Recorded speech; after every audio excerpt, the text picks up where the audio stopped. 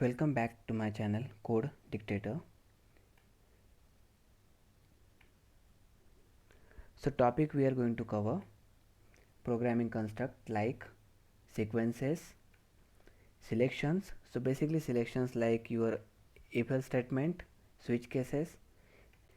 If you are new to my channel, so subscribe and like my channel and share with your friends because sharing is a caring, and hit the bell icon to get notifications. Let's start with the session. Selections. So basically selections is what your conditions depends on your condition you are going to execute your statement. So it will be like your if statement, if else ladder, or nested if statement, or it will be your switch case. So let's understand flow of your if statement with the help of flowchart. So when I'm starting my program, so it will check the condition in that diamond box.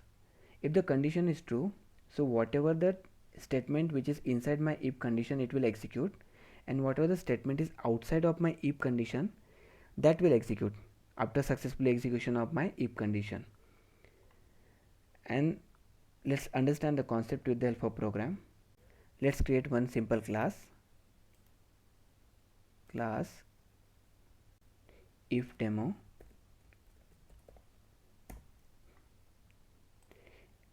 main method int a equal to 10. Okay, and we are going to check the condition. If a is greater than 0, then successfully execute the statement. If a is greater than 0,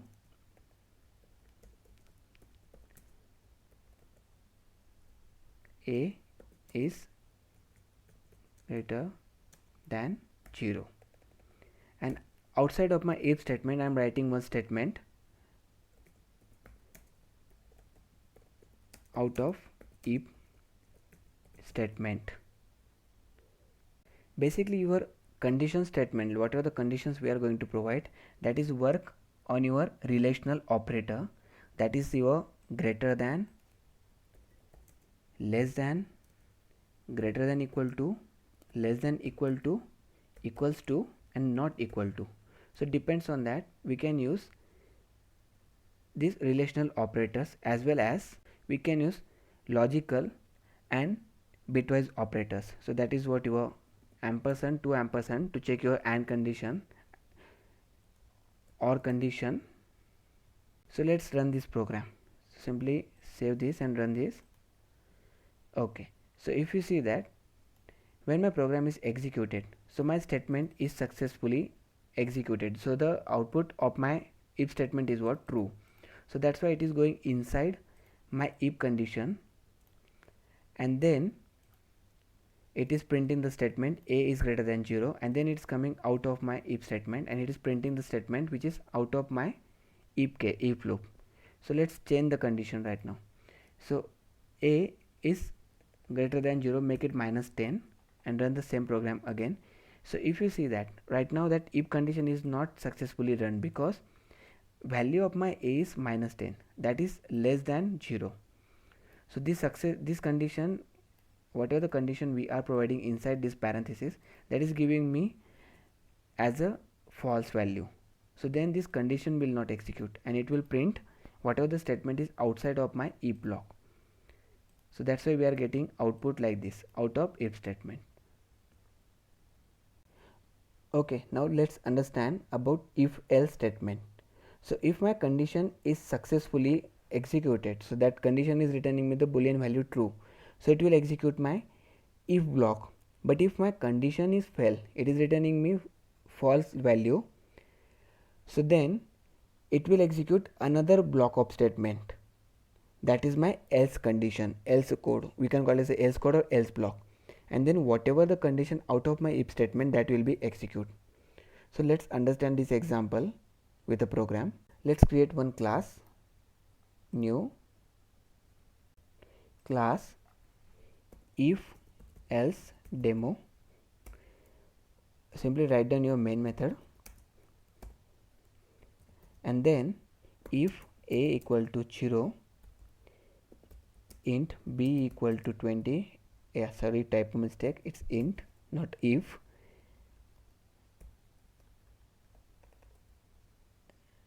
and then I'm going to check with my if condition. So guys, if you are not done with that data type session, so please go and check with the in my playlist, or that link is provided. Okay, so simply write if a is greater than b, so it will execute my if block. Okay, sys out inside if block, or if my a is smaller than b, so then else block will execute inside else block. And then this is what my statement outside if else block. So this whatever the statement which is outside of my if else block, that will be execute anyway, but whatever the statement which is inside my if statement, if block or else block, that will be depends on your conditions. So if you see that value of a is greater than b, so if that value of a is greater than b, so then my if block will execute, and if it is giving me false value, so it will execute my else block. So let's run the program. My output is inside else block, correct, because my value of a is what, 10, and value of b is what, 20.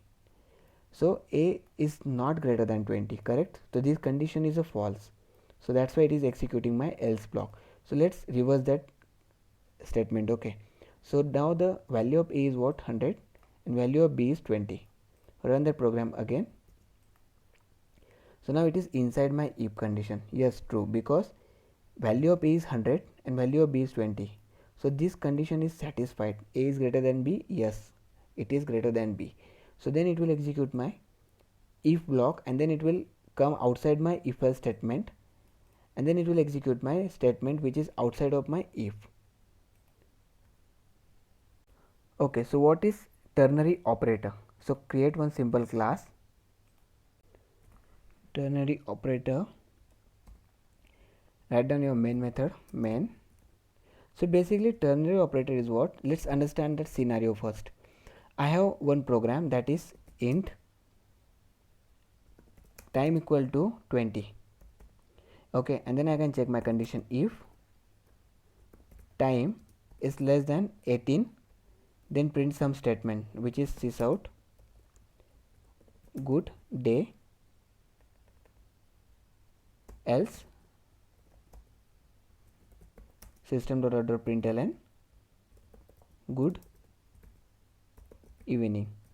Okay, when I am running this program, so output will be based on your some conditions, but instead of writing this if else like this way, we can make it as a shorthand. Okay, so let's run the program first. We are getting good evening output. So whenever I want to make my program as a shorthand, I can use ternary operator. So basically ternary operator is what? Whenever you are checking any condition, so instead of using if keyword, you can store that output directly inside my any particular variable. Okay, so whatever the output we are getting right now, like good day or good evening, whatever, so we are going to write that same program with the help of ternary operator. So let's take the example string result equal to, and we can check our condition, time is greater than 18, time is less than 18. Then the question mark is what? Basically it is checking that condition. If this condition is satisfied, this is what question mark. So what I need to do? So if the condition is true, so give the message good day, else this colon is basically your else block. So else give the message good evening. Okay, so whatever the condition will satisfy, either it will be true or false, then it will give that proper message. If the condition is true, so then it will give me that good day, and it will store inside my variable. And if that value, whatever the condition is false, so it will give me good evening, and that value will store inside my result variable, and simply just print the result. Sys out result. So if you run the both example, you will get exactly same output, correct. So the ternary operator is worked exactly similar as your if else statement, but it is a short form, like shorthand of your if else condition. The similar way we have if else ladder and nested if statements. So let's understand both concepts right now. Let's create one class, new class if else ladder, and write down our main method inside that class. Then we are going to create some variables, int a equal to 10, int b equal to 20, int c equal to 30.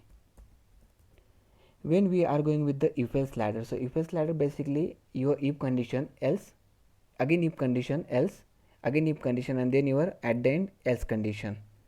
So if my condition is a is greater than b, if it is successfully that the value of my condition is true, then sys out for in first if statement block. Then I want to check another if condition, so then I can use else if, and then another condition I can check, that b is greater than a in second if block, and then I can check another condition, so that is my else part, and inside my else part I can write my statement in else block. Okay, and then I can write my simple statement which is outside of my if statement, outside of if blocks. So let's run the example first. So if you see that value of my a is 20, 10, b is 20, c is 30. So a is greater than b? No, that is smaller one.